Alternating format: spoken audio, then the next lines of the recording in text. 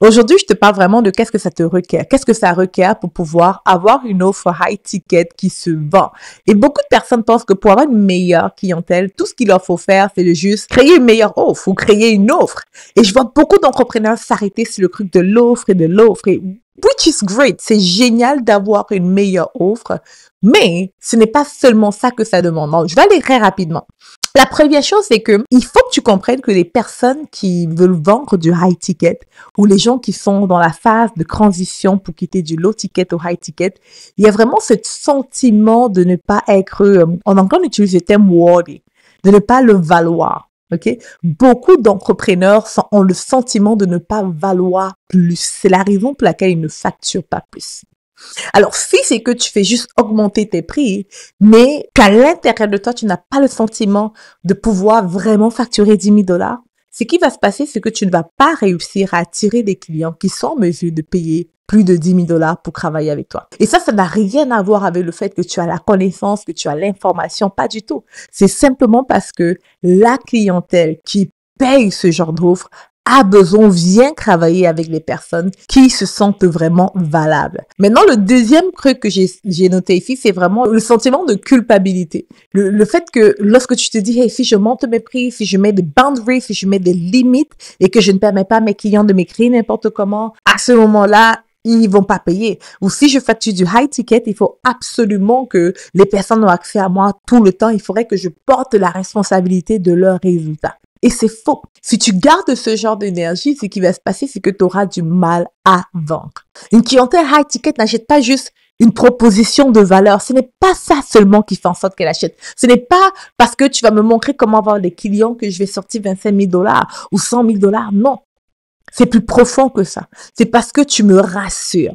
L'autre chose aussi, c'est que les clients qui payent souvent du high ticket, ils veulent la connexion. Elles ont peur de grandir toutes seules. Elles se sentent seules. Et souvent, parce que pour être en mesure d'investir dans une offre, disons, de 25 000 $, de 10 000 $ et plus, très souvent, il faut que tu sois déjà dans un niveau émotionnel, mental plus élevé que la majorité. Et à ce niveau-là, souvent, on se sent seul. Et donc, lorsqu'on paye un certain montant, souvent, ce qu'on recherche réellement, c'est une communauté. Ce n'est plus se retrouver seul. C'est vraiment être avec d'autres personnes qui voient eye to eye, qui voient comme nous, qui veulent aller plus loin comme nous. Je veux que tu réalises qu'il y a seulement 2% des entreprises en Amérique du Nord qui génèrent plus d'1 million de $. OK? Donc, c'est très facile de se sentir, mais vraiment seul. L'autre chose, c'est le jugement. OK? J'ai remarqué que les clients qui viennent vers moi, qui payent mes offres high ticket, et mon offre high ticket, j'ai une offre de 24 000 $, par exemple, ceux-là qui entrent dans Scale Life, la plupart du temps, elles viennent pas vraiment vers moi pour la stratégie. Elles veulent la stratégie, mais ce qui les attire le plus, c'est ma manière de voir le monde, ma manière de réfléchir. Et très souvent, elles ont peur du jugement. OK? Ils veulent être dans une sphère où elles peuvent être vraies avec quelqu'un sans avoir peur. Quelqu'un qui va les aider à être plus courageuses, plus bold. Et surtout, d'un espace où il n'y aura pas de jugement. Donc, ce qu'on veut, c'est vraiment parler de ça parce que une clientèle qui paye à un certain niveau, souvent, elle a déjà travaillé sur son image. Souvent, elle a déjà passé à travers des situations difficiles dans plusieurs niveaux, right? Dans ton messaging, tu veux leur rappeler de show up de manière authentique. Tu veux leur rappeler du fait que leur authenticité est leur meilleur, c'est leur meilleur outil. Tu veux vraiment aller toucher sur ce genre de choses parce que pour elles, c'est réel et elles vont raisonner avec ça. Le dernier point maintenant, c'est l'insécurité. Les gens qui payent des offres high ticket, elles le payent parce qu'elles veulent la grande promesse. Elles veulent atteindre un objectif avec moins de risques.